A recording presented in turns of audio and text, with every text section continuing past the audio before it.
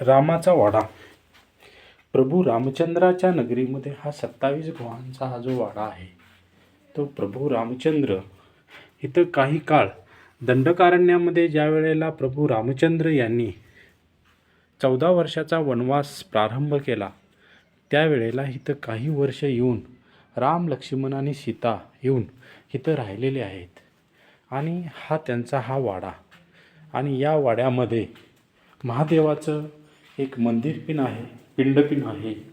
या मंदिरामध्ये महादेवाच्या आमचे आयकॉन अकॅडमीचे आदरणीय तुकाराम जाधव सर हे आज यांनी या मंदिराला भेट देऊन ह्या मंदिराचा जो अनुभव आहे तो घेतलेला आहे.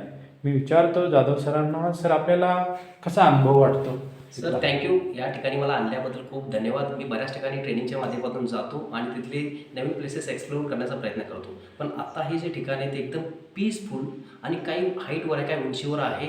पण उंचीवर असतानासुद्धा इथे जी शांतता आहे, इथलं जे क्लायमेट आहे ते अप्रतिम आहे. आणि त्याचबरोबर मला सरांच्याकडून कळालं की इथे राम, सीता आणि लक्ष्मण यांचं जे आपले आराध्य दैवत आहेत त्यांचं इथे वास्तव्य राहिलं होतं. ते आले होते इकडे आणि इकडे काही वेळ त्यांनी विश्राम केला होता इकडे, जेव्हा ते वनवासात आले होते तेव्हा. त्यामुळे त्यांचं इथलं सगळं जे त्यांचं जे क्लायमेट आहे त्या टाईपचं ते तसं आहे. आणि त्याचबरोबर इथे महादेवांचं मंदिरसुद्धा आहे. त्यामुळे मला खूप छान वाटलं. खूप दिवसापासून इच्छा होती.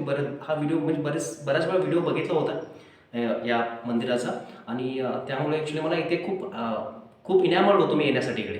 पण आज मला गायकवाड सरांच्या माध्यमातून मला खूप, त्यांना मी खरंच आभार आहे त्यांचं. ॲक्च्युली त्यांच्यामुळे मला इकडे या मंदिरात येता आलं. आणि तुम्ही बघू शकता या व्हिडिओमध्ये की किती छान जे मंदिर आहे ते किती छान आहे. आणि एवढ्या उंच ठिकाणावर असताना सुद्धा इतकी भयानक शांत, म्हणजे खूप शांतता आहे, पीसफुल, खूप छान. आणि महादेवाचं मंदिर पण बघू शकता तुम्ही. धन्यवाद. Cameraman advocate doctor Tanaji Gaikwad आपला निरोप घेत आहे. थँक्यू.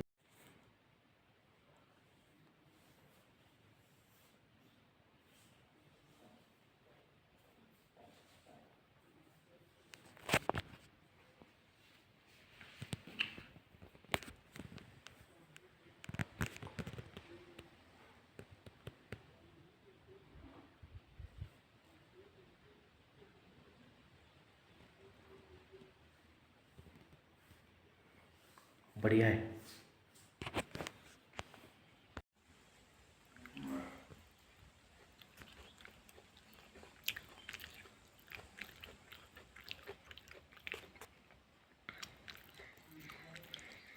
ही गुहा आहे ना टाईप थोडीशी. हां हां. आणि संत ज्ञानेश्वर आहेत. ओके.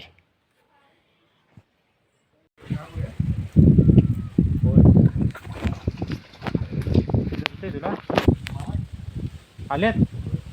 हो आले. आत्ता आले रे.